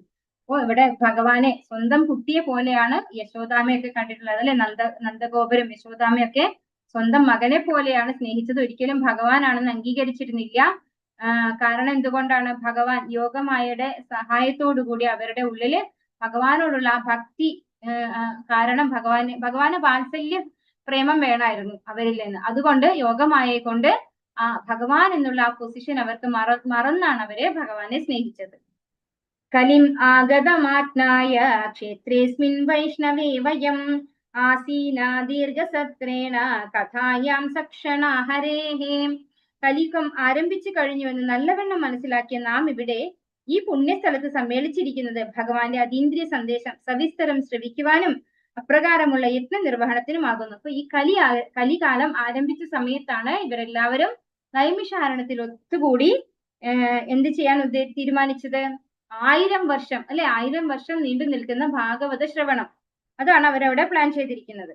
കലിയുഗം ആരംഭിച്ചു കഴിഞ്ഞു എന്ന് നല്ലവണ്ണം മനസ്സിലാക്കി നാം ഇവിടെ ഈ പുണ്യസ്ഥലത്ത് സമ്മേളിച്ചിരിക്കുന്നത്. നൈമിഷാരണ്യം പുണ്യസ്ഥലമാണ്. അവിടെ സമ്മേളിച്ചിരിക്കുന്നത് ഭഗവാന്റെ അതീന്ദ്രിയ സന്ദേശം സവിസ്തരം ശ്രവിക്കുവാനും അപ്രകാരമുള്ള യജ്ഞ നിർവഹണത്തിനുമാകുന്നു. അപ്പോൾ അതും ഒരു യജ്ഞമാണ് അല്ലെ. ഭഗവാനെ കുറിച്ച് കേൾക്കാൻ തയ്യാറായി, ശ്രവണത്തിന് തയ്യാറായിട്ടാണ് ശൗനകാദി മഹർഷിമാർ അവിടെ സന്നിഹിതരായിരിക്കുന്നത്. എന്തുകൊണ്ട്? കലികാലത്തില് ഉള്ള ജനങ്ങൾക്ക് രക്ഷപ്പെടാൻ എന്താണ് വഴി, അതാണ് അവർ അന്വേഷിക്കുന്നത്. നൈമിഷാരണ്യത്തിലെ ഋഷിശ്രേഷ്ഠന്മാർ ഭഗവത് ഭക്തർക്കായി സവിശേഷമായി നിർദ്ദേശിക്കപ്പെട്ട ഒരു സ്ഥലത്ത് ഈ പ്രക്രിയ ആരംഭിച്ചു. 1000 സംവത്സരം ഭഗവത് ലീലാശ്രവണത്തിനായി അവർ സ്വയം തയ്യാറായി. ഈ ഋഷിശ്രേഷ്ഠന്മാരെ ദൃഷ്ടാന്തമായി എടുത്ത് നിരന്തര ഭാഗവത ശ്രവണ പാരായണം മാത്രമാണ് ആത്മസാക്ഷാത്കാരത്തിനുള്ള ഏക മാർഗം എന്ന് ഒരുവൻ മനസ്സിലാക്കണം. അപ്പോ നമ്മൾ ഏതെങ്കിലും ഒരാഴ്ച മാത്രം എന്താ പറയാ, ഭാഗവതം സപ്താഹം അല്ലെ, ഭാഗവത സപ്താഹമായിട്ട് വായിച്ചാൽ പോരാ. നമ്മൾ നിരന്തര ഭാഗവത ശ്രവണം, അത് മാത്രമാണ് ഈ കലികാലത്തില് രക്ഷപ്പെടാനുള്ള ഒരേ ഒരു വഴി എന്ന് മനസ്സിലാക്കണം. ആത്മസാക്ഷാത്കാരത്തിനായുള്ള ഏക മാർഗം അത് ഈ ഒരു നിരന്തര ഭാഗവത ശ്രവണമാണ്. അനുഭവവേദ്യമായ യാതൊരു ഫലവും സ്ഫുടമായി നൽകാത്തതിനാൽ മറ്റെല്ലാ പ്രയത്നങ്ങളും വെറും സമയം പാഴാക്കലാണ്. അപ്പൊ ബാക്കിയുള്ള യജ്ഞങ്ങളും ആചാരങ്ങളും ഒക്കെ എന്താണ്? ടൈം പാസ് മാത്രമാണ്. ഈ ഭാഗവത ധർമ്മ സമ്പ്രദായത്തെ കുറിച്ച് ശ്രീ ചൈതന്യ മഹാപ്രഭു പ്രചാരം ചെയ്തു എന്ന് മാത്രമല്ല, ഭാരതത്തിൽ ജന്മമെടുത്തവരെല്ലാം ശ്രീകൃഷ്ണന്റെ സന്ദേശ പ്രചാരണം, പ്രത്യേകിച്ചും ഭഗവത്ഗീത സന്ദേശ പ്രചാരണം എന്ന ദൗത്യം ഏറ്റെടുക്കണമെന്ന് നിർദ്ദേശിക്കുകയും ചെയ്തു. ഭഗവത്ഗീതയുടെ ശിക്ഷണങ്ങളിൽ അടിയുറച്ച ശേഷം ഉന്നത ആത്മസാക്ഷാത്കാര ജ്ഞാനത്തിനായി ശ്രീമദ് ഭാഗവത അധ്യയനം ആരംഭിക്കാവുന്നതാണ്. എപ്പോഴാണ് ഭാഗവതം പഠിക്കേണ്ടത്? അത് എപ്പോഴാണ് പഠിക്കേണ്ടത്? ശ്രീമദ് ഭഗവത്ഗീത പഠിച്ചു കഴിഞ്ഞതിന് ശേഷമാണ് നമ്മൾ ഭാഗവത പഠനം ആരംഭിക്കേണ്ടത് എന്നാണ് പറയുന്നത്. അതുപോലെ ഈ ഒരു ഭാരത ഭൂമിയിൽ ജന്മമെടുത്ത എല്ലാവരും എന്ത് ചെയ്യണം? ഭഗവാന്റെ ഈ സന്ദേശം പ്രചാരണം ചെയ്യേണ്ടതുണ്ട് എന്ന് ആര് പറഞ്ഞു? ചൈതന്യ മഹാപ്രഭു പറഞ്ഞിരിക്കുന്നു. ത്വംന സന്ദർശിതോ ധാത്ര ദുസ്തരം നിസ്ഥിതിർഷതാം കലിം സത്വഹരം പുംസാം കർണധാര ഇവാർണവം. ഭഗവത് ഹിതത്താൽ അങ്ങയുടെ സംഘം പ്രാപ്തമായി എന്ന് ഞങ്ങൾ വിചാരിക്കുന്നു. ഇതിനാൽ മനുഷ്യന്റെ സർവ്വ സദ്ഗുണങ്ങളെയും അധപതിപ്പിക്കുന്ന ദുഷ്കരമായ കലിയുഗ സാഗരം തരണം ചെയ്യാൻ ആഗ്രഹിക്കുന്നവർക്കുള്ള കപ്പലിന്റെ കപ്പിത്താനായി ഞങ്ങൾ അങ്ങയെ സ്വീകരിച്ചിരിക്കുന്നു. അപ്പൊ ഇവിടെ സുത ഗോസ്വാമിയെ അവരുടെ ആധ്യാത്മിക ഗുരുവായിട്ട് സ്വീകരിക്കുകയാണ് അല്ലെ. കലിയുഗ സാഗരം തരണം ചെയ്യാനുള്ള കപ്പലിന്റെ കപ്പിത്താനായിട്ടാണ് ആരെവിടെ സ്വീകരിച്ചിരിക്കുന്നത്? സൂത ഗോസ്വാമിയെ ശൗനകാദി മഹർഷിമാര് സ്വീകരിച്ചിരിക്കുന്നത്. അതിന്റെ ഭാവാർത്ഥം ഒന്ന് നോക്കാം. കലിയുഗം മാനവരാശിക്ക് അത്യാപൽക്കരമാണ്. മനുഷ്യ ജീവിതം ആത്മസാക്ഷാത്കാരത്തെ മാത്രം ഉദ്ദേശിച്ചിട്ടുള്ളതാകുന്നു. എന്നാൽ ഈ യുഗത്തിന്റെ ആപത്കരമായ പ്രഭാവത്താൽ മാനവർ ജീവിത ദൗത്യത്തെ പരിപൂർണമായും വിസ്മരിച്ചിരിക്കുന്നു. ഈ യുഗത്തിൽ മനുഷ്യായുസ് കുറഞ്ഞു വരും. നമ്മൾ പ്രായേണ അല്പായുഷ സദ്യ 10ാമത്തെ ശ്ലോകത്തിൽ നമ്മൾ പഠിച്ചു. കലിയുഗത്തിന്റെ പ്രത്യേകത എന്താണ്? നമ്മൾ പോകുന്തോറും കാലം മുന്നോട്ട് പോകുന്തോറും ആയുസ് കുറഞ്ഞു വരികയാണ് ചെയ്യുന്നത്. ജനങ്ങൾക്ക് അവരുടെ ഓർമ്മ, മൃദുല വികാരം, ശക്തി, സദ്ഗുണങ്ങൾ എന്നിവ ക്രമേണ നഷ്ടപ്പെടും. ഈ ഗ്രന്ഥത്തിന്റെ 12 സ്കന്ധത്തിൽ കലിയുഗത്തിലെ ക്രമക്കേടുകളുടെ ഒരു പട്ടിക നൽകിയിരിക്കുന്നു. ആകയാൽ ആത്മസാക്ഷാത്കാര ലാഭത്തിന് ഈ ജീവിതം പ്രയോജനപ്പെടുത്താൻ ആഗ്രഹിക്കുന്നവർക്ക് ഈ യുഗം അത്യധികം പ്രയാസകരമാണ്. അപ്പോൾ വളരെ പ്രയാസമാണ് കലികാലത്തില് നമുക്ക് ആധ്യാത്മിക പുരോഗതി എന്ന് പറയുന്നത്. ഇന്ദ്രിയ ഇച്ഛാനിവൃത്തിയിൽ മാത്രം വ്യാപൃതരാകിയാൽ ആത്മസാക്ഷാത്കാരത്തെ സമ്പൂർണമായി ജനങ്ങൾ വിസ്മരിച്ചിരിക്കുന്നു.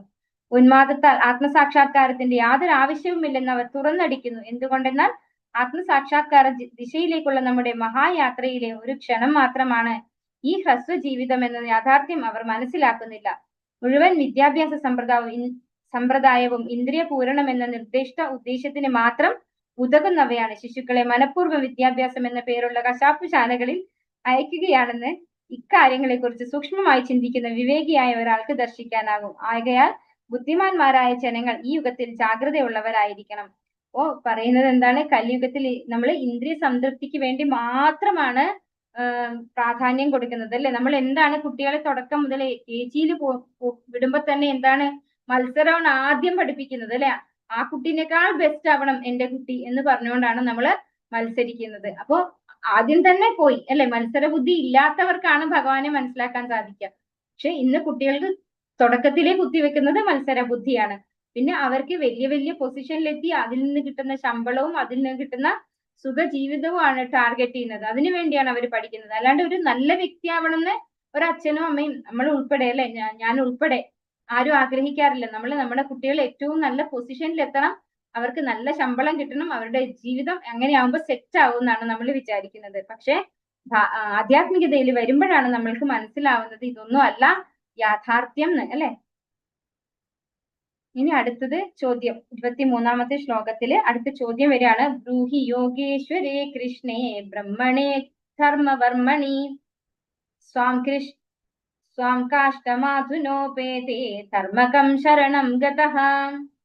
സർവയോഗശക്തികളുടെയും അധിപനും നിരപേക്ഷ സത്യവുമായ ശ്രീകൃഷ്ണൻ സ്വധാമത്തിലേക്ക് പ്രയാണം ചെയ്ത ശേഷം ധാർമ്മിക തത്വങ്ങൾ ഇപ്പോൾ അഭയം പ്രാപിച്ചിരിക്കുന്നത് ആരെയാണെന്ന് ദയവായി അറിയിച്ചാലും. അപ്പൊ ഭഗവാൻ സ്വധാമത്തിലേക്ക് മടങ്ങി ചെന്ന് കഴിഞ്ഞതിന് ശേഷം എവിടെയാണ് ധാർമ്മിക തത്വങ്ങൾ ഇപ്പോൾ അഭയം പ്രാപിച്ചിരിക്കുന്നത് ആരെയാണെന്ന് ദയവായി അറിയിച്ചാലും. ആരെയാണ് ധാർമ്മിക തത്വങ്ങൾ ശരണം പ്രാപിച്ചിരിക്കുന്നത്? ഭഗവാൻ പോകുമ്പോ ആരും കൂടെ പോയിട്ടുണ്ട്? ധർമ്മവും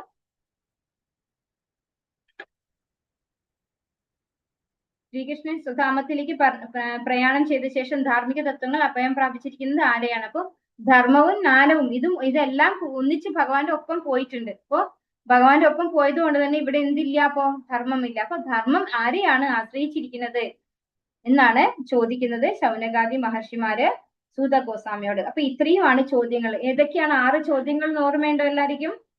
ആദ്യം 9-ാമത്തെ ശ്ലോകത്തിൽ പറയുന്നു, സാമാന്യ ജനങ്ങളുടെ പൂർണ്ണമായും പരമവുമായ നന്മ എന്ത്? അതാണ് ആദ്യത്തെ ചോദ്യം. പൂർണ്ണവും പരമവുമായ നന്മ എന്ത്? സാമാന്യ ജനങ്ങളുടെ പൂർണ്ണവും പരമവുമായ നന്മ എന്ത്? എല്ലാവരുടെയും സംതൃപ്തിക്കായി സർവ്വ വേദശാസ്ത്രങ്ങളുടെയും വിശിഷ്ട അന്തസത്ത എന്താണെന്ന് ദയവായി വിശദീകരിച്ചു തരിക. അതായത് 11-ാമത്തെ ശ്ലോകത്തിലാണത് വരുന്നത്. എന്താണ് സർവ്വവേദങ്ങളുടെയും അന്തസത്ത എന്താണ് എന്ന് ചോദിക്കുന്നു.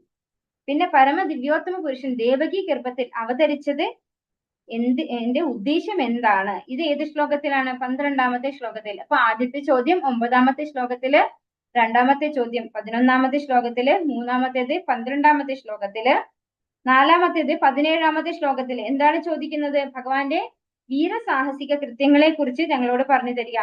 പല അവതാരങ്ങൾ എടുത്ത് ഭഗവാൻ വീരസാഹസിക കൃത്യങ്ങൾ ചെയ്തിട്ടുണ്ട്. അതിനെക്കുറിച്ച് പറഞ്ഞു തരാൻ റിക്വസ്റ്റ് ചെയ്യാണ് 17-ാമത്തെ ശ്ലോകത്തിൽ. 5-ാമത്തെ ചോദ്യം, ഭഗവാന്റെ ബഹുവിധങ്ങളായ അവതാരങ്ങളിലെ ലീലകളെ കുറിച്ച് ഞങ്ങളോട് പറയുക. 18-ാമത്തെ ശ്ലോകത്തിൽ വരുന്നത്. അതായത് ഭഗവാന്റെ ഒരുപാട് ലീലാവതാരങ്ങളെ കുറിച്ച് പറഞ്ഞുതരാൻ, അവതാരങ്ങളിലെ ലീലകൾ എന്തൊക്കെയായിരുന്നു എന്ന് വിശദീകരിച്ചു തരാൻ പറയുന്നു. 6-ാമത്തെ ചോദ്യം, ഭഗവാൻ സുധാമത്തിലേക്ക് പ്രയാണം ചെയ്ത ശേഷം ധാർമ്മിക തത്വങ്ങൾ അഭയം പ്രാപിച്ചത് ആരെയാണ്? ഇങ്ങനെ 6 ചോദ്യങ്ങളാണ് ഇവിടെ ചോദിച്ചിട്ടുള്ളത്. നമുക്ക് ഈ ഒരു പർപ്പോട്ടിലൂടെ നോക്കാം.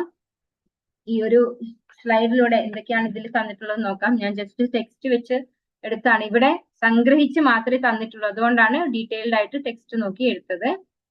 പരമദിവ്യോത്തമ പുരുഷൻ ദേവകി ഗർഭത്തിൽ അവതരിച്ചതിന്റെ മുഖ്യ ഉദ്ദേശം എന്താണ്? ഇത് 3-ാമത്തെ ചോദ്യം 12-ാമത്തെ ശ്ലോകത്തിൽ. പിന്നെ 13 മുതൽ 20 വരെയുള്ള ശ്ലോകങ്ങളിൽ കൃഷ്ണകഥ കേൾക്കാനുള്ള ആകാംക്ഷ, ഭഗവാന്റെ കഥകൾ കേൾക്കാനുള്ള ആകാംക്ഷയാണ് ഈ 7 ശ്ലോകങ്ങളിൽ വരുന്നത്. 13 മുതൽ 16 വരെ ശ്രോതാവിന്റെ വർദ്ധിച്ചു വരുന്ന ആവേശം. 13 ഭഗവാനെ കുറിച്ചും അവതാരങ്ങളെ കുറിച്ചും കേൾക്കാനുള്ള ആഗ്രഹം. സംഗ്രഹിച്ച് പറയാണ് ഇവിടെ. 13-ാമത്തെ ശ്ലോകത്തിൽ ഭഗവാനെ കുറിച്ചും ഭഗവാന്റെ അവതാരങ്ങളെ കുറിച്ചും കേൾക്കാനുള്ള ആഗ്രഹം ചോദിക്കുകയാണ്.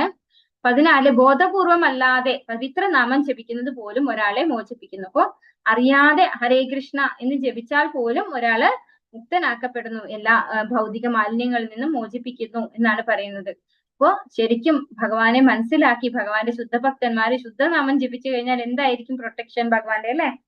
ശുദ്ധഭക്തന്മാർക്ക് ഗംഗയേക്കാൾ വേഗത്തിൽ ഉടനടി ശുദ്ധീകരിക്കാൻ കഴിയും. ഇപ്പോ ഭക്തന്മാർക്ക് ഗംഗയേക്കാൾ പവർഫുൾ ആണ്. ഭക്തന്മാരുടെ സംസർഗത്തിൽ വന്നു കഴിഞ്ഞാൽ നമ്മുടെ എല്ലാ പാപങ്ങളും ഇല്ലാതെയാകുന്നു.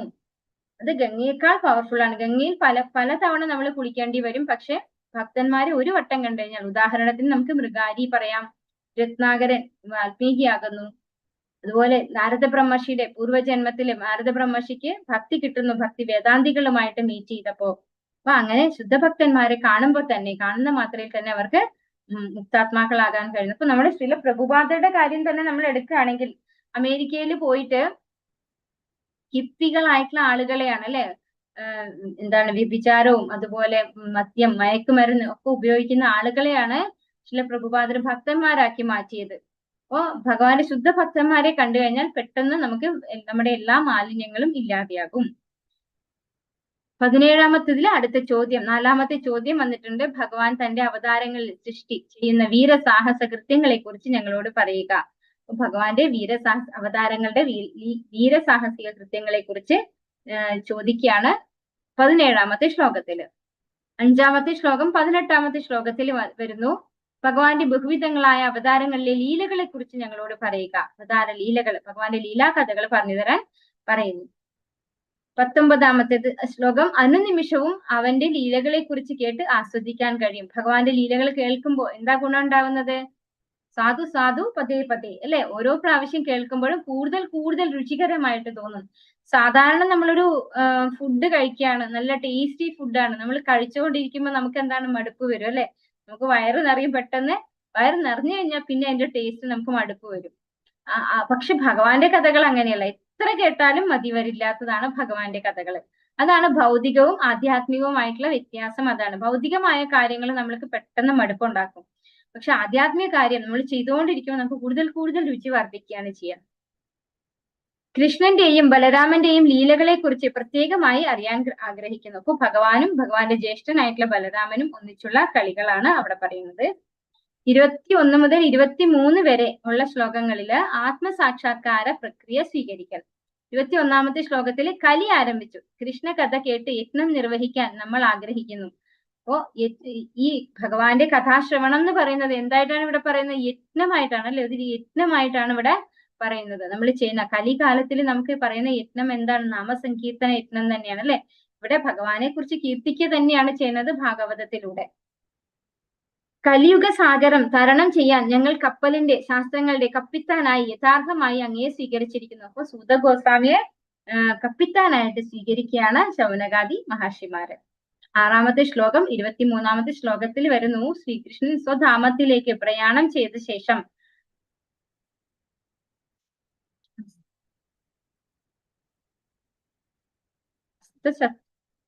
ശക്തമായ ധർമ്മതത്വങ്ങൾ ഇപ്പോൾ അഭയം പ്രാപിച്ചിരിക്കുന്നത് ആരെയാണ്? അപ്പൊ ഭഗവാൻ ഇവിടെ നിന്ന് പോയ ശേഷം ധർമ്മതത്വങ്ങൾ ആരെയാണ് അഭയം പ്രാപിച്ചിരിക്കുന്നത് എന്ന് ചോദിക്കുന്നു ശൗനകാദി മഹർഷിമാര്.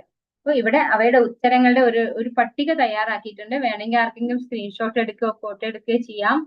1ാമത്തെ ചോദ്യത്തിന് ഉള്ള ഉത്തരം 2ാമത്തെ അധ്യായത്തിൽ 6ാമത്തെ ശ്ലോകമാണ്. സവൈ പുംസാം പരോ ധർമ്മോ യഥോ ഭക്തിരഥോക്ഷജേ അഹൈതുകി അപ്രതിഹതായ ആത്മാസു പ്രസീദതി. അതാണ് 1ാമത്തെ ചോദ്യത്തിന്റെ ഉത്തരം. അത് നമ്മൾ 2ാമത്തെ അധ്യായം എടുക്കുമ്പോൾ നമുക്ക് ഡീറ്റെയിൽഡ് ആയിട്ട് പറയാം. എല്ലാവരുടെയും സംതൃപ്തിക്കായി സർവ്വ വേദശാസ്ത്രങ്ങളുടെയും വിശിഷ്ട അന്തസത്ത എന്തെന്ന് ദയവായി വിശദീകരിക്കുക. അത് 7ാമത്തെ ശ്ലോകത്തിൽ, അടുത്ത അധ്യായത്തിൽ 7ാമത്തെ ശ്ലോകത്തിലാണ്. പരമദിവ്യോത്തമ പുരുഷൻ ദേവകി ഗർഭത്തിൽ ആവിർഭവിച്ചതിന്റെ ഉദ്ദേശ്യം അതും അടുത്ത അധ്യായത്തിൽ, അതായത് 2ാമത്തെ അധ്യായത്തിൽ 34ാമത്തെ ശ്ലോകത്തിൽ അതിന് റിപ്ലൈ തന്നിട്ടുണ്ട്. ഭഗവാൻ തന്റെ അവതാരങ്ങളിൽ സൃഷ്ടി ചെയ്യുന്ന വീരസാഹസ കൃത്യങ്ങളെ കുറിച്ച് ഞങ്ങളോട് പറയുക. 1:17 ചോദ്യം. അതിന്റെ ഉത്തരം 2ാമത്തെ അധ്യായത്തിൽ 30ാമത്തെ ശ്ലോകമാണ് വരുന്നത്. പിന്നെ ഭഗവാന്റെ ബഹുവിധമായ അവതാരങ്ങളിലെ ലീലകളെ കുറിച്ച് പറയുക. ഭഗവാന്റെ ഒരുപാട് അവതാരങ്ങളെ കുറിച്ച് പറയുന്നത് 3ാമത്തെ അധ്യായമാണ്. ആ 3ാമത്തെ അധ്യായത്തിലെ എല്ലാ ശ്ലോകങ്ങളും ഭഗവാന്റെ ഓരോരോ അവതാരങ്ങളെ കുറിച്ചാണ് പറയുന്നത്. അതുകൊണ്ടാണ് 1:3 ഇട്ടിരിക്കുന്നത്. അതിലെ എല്ലാ ശ്ലോകങ്ങളും ഭഗവാന്റെ അവതാരങ്ങളെ കുറിച്ചാണ് പറയുന്നത്. ശ്രീകൃഷ്ണൻ സ്വധാമത്തിലേക്ക് പ്രയാണം ചെയ്ത ശേഷം ശക്തമായ ധർമ്മതത്വങ്ങൾ ഇപ്പോൾ അഭയം പ്രാപിച്ചിരിക്കുന്നത് ആരെയാണ്? ഇത് 3ാമത്തെ അധ്യായത്തിൽ 43ാമത്തെ ശ്ലോകത്തിൽ ഉത്തരം പറഞ്ഞിരിക്കുന്നു. അപ്പോ അതിന്റെ ഉത്തരത്തിന്റെ ശ്ലോക നമ്പർ അടക്കം പട്ടിക തയ്യാറാക്കിയിരിക്കുന്നു. ആത്മീയ ജ്ഞാനം ലഭിക്കാനുള്ള യോഗ്യതകൾ, ആകാംക്ഷ 12-13 ശ്ലോകങ്ങളിൽ പറയാണ്. ആത്മാർത്ഥത, അത് ഈ അധ്യായത്തിൽ തന്നെയുള്ള ശ്ലോകങ്ങളുടെ പട്ടികയാണിത്. 12-13 ശ്ലോകങ്ങളിൽ നമ്മളുടെ ആ ഒരു ഈഗർനെസ് അല്ലെ, ഭഗവാനെ കുറിച്ച് കേൾക്കാനുള്ള ഒരു ആകാംക്ഷ, അതാണ് ആ ഒരു 2 ശ്ലോകങ്ങളിൽ പറഞ്ഞിരിക്കുന്നത്. ആത്മാർത്ഥത, ആർക്കുള്ള ആത്മാർത്ഥത? കേൾക്കുന്ന വ്യക്തിക്കുള്ള ആത്മാർത്ഥതയാണ് 2ാമത്തെ ശ്ലോകത്തിലും 3ാമത്തെ ശ്ലോകത്തിലും 13ാമത്തെ ശ്ലോകത്തിലായിട്ട് പറഞ്ഞിട്ടുള്ളത്. ശരിയായ ഉറവിടത്തിൽ നിന്ന് കേൾക്കൽ, അത് 3ാമത്തെ ശ്ലോകത്തിൽ പറഞ്ഞിരിക്കുന്നു അല്ലെ, ശുകദേവ ബ്രഹ്മർഷിയിൽ നിന്ന് കേൾക്കുന്നതിനെ കുറിച്ച് പറഞ്ഞിരിക്കുന്നു. ബഹുമാനത്തോടെ സമീപിക്കൽ, അപ്പൊ ഒരു ഗുരുവിനെ അല്ലെങ്കിൽ ഒരു ആധ്യാത്മിക ആചാര്യനെ എങ്ങനെ നമ്മൾ സമീപിക്കണം, അത് 5ാമത്തെ ശ്ലോകത്തിൽ എക്സ്പ്ലെയിൻ ചെയ്തിരിക്കുന്നു. വിധേയത്വം 2, 3, 5, 13. ഈ വിധേയത്വം ആർക്കാണ്? ശിഷ്യനാണ് അല്ലെ, ശിഷ്യന് ഗുരുവിനോടാണ് വിധേയത്വം വരുന്നത്. ഘട്ടം ഘട്ടമായി കേൾക്കൽ 2, 3 ശ്ലോകങ്ങളിൽ, അതായത് നമ്മൾ പടിപടിയായിട്ട് കേൾക്കണം അല്ലെ. ഡയറക്റ്റ് നമ്മള് 10ാമത്തെ സ്കന്ധത്തിൽ പോകാൻ പാടില്ല. 10ാമത്തെ സ്കന്ധത്തിൽ ഭഗവാന്റെ ലീലാകഥകളാണ് മുഴുവനും. പക്ഷെ എന്താണ്, നമ്മൾ 9 ശ്ലോകം വരെ 9ാമത്തെ അധ്യായം സ്കന്ധം വരെ നമ്മൾ കേട്ടിട്ട് ഭഗവാനെ കുറിച്ച് ആദ്യം മനസ്സിലാക്കണം. ആരാണ് ഭഗവാൻ എന്ന് മനസ്സിലാക്കണം. അതിനുശേഷം വേണം നമ്മൾ ഭഗവാന്റെ ലീലാകഥകൾ കേൾക്കാനായിട്ട്. അതീന്ദ്രിയ ജ്ഞാനം സംസാരിക്കാനുള്ള യോഗ്യതകൾ, ഭൗതികമായ ഉദ്ദേശമില്ല. അപ്പോ ഭൗതികമായിട്ട് എനിക്ക് ഒരു പ്രോഫിറ്റ് ഉണ്ടാക്കണം, അല്ലെങ്കിൽ എനിക്ക് ഫെയിം ഉണ്ടാവണം, എല്ലാവരും പറയണം ഓക്കെ അവര് ഭാഗവതം പറയുന്ന ആളാണ് അല്ലെ, ടീച്ചിങ് ചെയ്യുന്ന ആളാണ് എന്നൊക്കെ പറയണം എന്ന് ആഗ്രഹിക്കുന്ന വ്യക്തി ആവരുത്. പിന്നെ എന്താവരുത്, പണം ഉണ്ടാക്കണം, എനിക്ക് ഇതുകൊണ്ട് സമ്പത്ത് ഉണ്ടാക്കണം എന്ന് ആഗ്രഹിക്കാൻ പാടില്ല. അപ്പൊ ഭൗതികമായ ഉദ്ദേശത്തോടു കൂടി ആവരുത് ശ്രീമദ് ഭാഗവതം സംസാരിക്കുന്നത്, അതീന്ദ്രിയമായ ജ്ഞാനം സംസാരിക്കുന്നത്. പാപങ്ങളിൽ നിന്നും വിമുക്തനായിരിക്കണം ആ വ്യക്തി, സർവ്വ പാപങ്ങളിൽ നിന്നും മുക്തനായിരിക്കും, ഗോസ്വാമി ആയിരിക്കണം അല്ലെ. അതാണ് സർവ്വ പാപം വിമുക്തനാവണമെങ്കിൽ എന്ത് വേണം, നമ്മള് ഗോസ്വാമി ആവണം. ഗോസ്വാമി, അടുത്തത് ഗോസ്വാമി. കളങ്കമില്ലാത്ത സ്വഭാവം, ആ വ്യക്തിക്ക് കളങ്കം ഉണ്ടാവാൻ പാടില്ല അല്ലെ, തെറ്റ് ചെയ്യുന്ന ഒരു ആറ്റിറ്റ്യൂഡ് ഉണ്ടാവാൻ പാടില്ല, കളങ്കം ഉണ്ടാവാൻ പാടില്ല. വേദങ്ങളിൽ പ്രാവീണ്യം നേടിയ ആളായിരിക്കണം, ആ വ്യക്തിക്ക് എല്ലാ വേദങ്ങളിലും പ്രാവീണ്യം ഉണ്ടാവണം. അപ്പൊ ഭാഗവതം നന്നായി അറിഞ്ഞാൽ തന്നെ എന്തായി, സർവ്വ വേദങ്ങളുടെയും സാരസത്തയാണ് ഭാഗവതം അല്ലെ. അപ്പൊ എല്ലാ വേദങ്ങളും പഠിച്ചതിന് തുല്യമായി. വിധേയത്വവും സൗമ്യതയുമുള്ള ശിഷ്യൻ, അപ്പോ ശിഷ്യന്റെ പ്രത്യേകതയാണ്, ശിഷ്യന് വിധേയത്വം വേണം, സൗമ്യത വേണം. ഒരിക്കലും ചോദ്യം ചെയ്ത് തകർക്കാൻ വേണ്ടി അല്ലെങ്കിൽ അവരെ ഉത്തരം മുട്ടിക്കാൻ വേണ്ടിയിട്ട് ആധ്യാത്മിക ആചാര്യനോട് ശിഷ്യൻ ചോദ്യങ്ങൾ ചോദിക്കരുത്. മുൻഗാമികളായ ആചാര്യന്മാരുടെ പാതയിൽ ഉറച്ചു നിൽക്കുക, അതായത് ഗുരുശിഷ്യ പരമ്പരയിലൂടെ വന്നിട്ടുള്ള വ്യക്തിയായിരിക്കണം. കാരുണ്യ പ്രവൃത്തിയായി ശ്രവണം, കലിയുഗം നേരത്തെ ആരംഭിച്ചു കഴിഞ്ഞു എന്ന് നല്ലവണ്ണം മനസ്സിലാക്കിയ നാം ഇവിടെ പുണ്യസ്ഥലത്ത് സമ്മേളിച്ചിരിക്കുന്നത് ഭഗവാന്റെ അതീന്ദ്രിയ സന്ദേശം സവിസ്തരം ശ്രവിക്കുവാനും അപ്രകാരമുള്ള യജ്ഞ നിർവഹണത്തിനുമാകുന്നു. കലിയുഗത്തെ ചെറുക്കാനുള്ള വഴി എന്താണ്? കലിയുഗത്തെ ചെറുക്കാനുള്ള വഴി നാമസങ്കീർത്തനം അല്ലെ. നാമസങ്കീർത്തനവും ശ്രീമദ് ഭാഗവത ശ്രവണവും, ഇത് രണ്ടും കൊണ്ട് മാത്രമേ കലിയുഗത്തെ നമുക്ക് ചെറുക്കാൻ സാധിക്കുള്ളൂ. ഏറ്റവും വലിയ ത്യാഗം എന്താണ്? ഭൗതികമായിട്ടുള്ള എല്ലാം ഒഴിവാക്കിയിട്ട് ഭാഗവത ശ്രവണത്തിനുള്ള താല്പര്യം തന്നെയാണ് ഏറ്റവും വലിയ ത്യാഗം. കാരുണ്യത്തിന്റെ ഒരു പ്രവൃത്തി, സ്വയം തയ്യാറെടുക്കേണ്ടതിന്റെ ആവശ്യകത, സ്നേഹത്തിൽ നിന്നുള്ള ദൃഢനിശ്ചയം. അപ്പൊ ഇതെല്ലാം എന്തിനു വേണ്ടിയുള്ളതാണ്? ശ്രീമദ് ഭാഗവത ശ്രവണത്തിന് വേണ്ടിയാണ് പറയുന്നത്. ഇവിടെ എല്ലാം ഭാഗവത ശ്രവണമാണ് ഈ ഓരോന്നിനും ഉദ്ദേശിക്കുന്നത്. കാരുണ്യത്തിന്റെ പ്രവൃത്തി പറഞ്ഞു കഴിഞ്ഞാൽ ഇവിടെ ശൗനകാദി മഹർഷിമാര് 1000 വർഷം ഭാഗവതം കേൾക്കാൻ ആഗ്രഹിക്കുന്നത് എന്തുകൊണ്ടാണ്? കലികാലത്തിലെ ജനങ്ങൾ അല്പായുസാണ്, അവർക്ക് അറിഞ്ഞുകൂടാ എങ്ങനെയാണ് ഈ ജന്മമൃത്യു ജരാവ്യാധിയിൽ നിന്ന് പുറത്തു കടക്കാന്ന്. അപ്പൊ അവർക്ക് നന്മ ചെയ്യാനായിട്ട്, അവർക്കൊക്കെ ഭഗവാനെ കുറിച്ച് അറിയാൻ വേണ്ടിയിട്ട് ആ ഒരു ആഗ്രഹത്തോടു കൂടി അവർ ത്യാഗം ചെയ്യുകയാണ് ചെയ്യുന്നത്. അവരുടെ ലൈഫ് അവർ സാക്രിഫൈസ് ചെയ്യാണ് ഈ ഒരു ഭാഗവത ശ്രവണത്തിനായിക്കൊണ്ട്. പൂർണ്ണമായിട്ട് 1000 വർഷം പൂർണ്ണമായിട്ട് അവർ നിരതരാവുകയാണ് അവിടെ നൈമിഷാരണ്യത്തില്. വരുന്ന കലികാലത്തിൽ വരുന്ന ജനങ്ങൾക്കൊക്കെയും ഭഗവാനെ ലഭിക്കാനായിട്ട്. അതൊരു കാരുണ്യപ്രവൃത്തി തന്നെയാണ് അല്ലെ. നമ്മള് ബാക്കി കുറച്ച് പൈസ ദാനം ചെയ്തത് കൊണ്ട് എന്താണ്, കുറച്ച് സമയത്തേക്ക് അതുകൊണ്ടുള്ള ഗുണം കിട്ടുള്ളൂ. പക്ഷെ ഭഗവാനെ തന്നെ കൊടുക്കുകയാണ് ഇവിടെ അല്ലെ. അവനവന്റെ എല്ലാ സുഖങ്ങളും മാറ്റിവെച്ചാണ് നൈമിഷാരണ്യത്തിലെ സന്യാസിമാർ അവിടെ ഇരുന്ന് ഭാഗവത ശ്രവണത്തിന് തയ്യാറാകുന്നത്. നമ്മൾ പോലെയുള്ള കലികാലത്തിൽ വന്നിട്ടുള്ള ആളുകൾക്ക് ഭഗവാനെ കിട്ടാൻ വേണ്ടിയിട്ട്. ഹരേ കൃഷ്ണ കൃഷ്ണ കൃഷ്ണ ഹരേ ഹരേ, ഹരേ രാമ രാമ ഹരേ ഹരേ. वाञ्छाकल्पतरुभ्यश्च कृपा सिन्धुभ्यः च पतितानां पावनेभ्यो वैष्णवेभ्यो नमो नमः। अनंत कोटि वैष्णव वृंद की जय, श्रील प्रभुपाद की जय। निताय गौरव प्रेमानंदे। हरि हरि बोल। हरे कृष्णा। सर्वं श्री कृष्णार्पणमस्तु। हरे कृष्ण।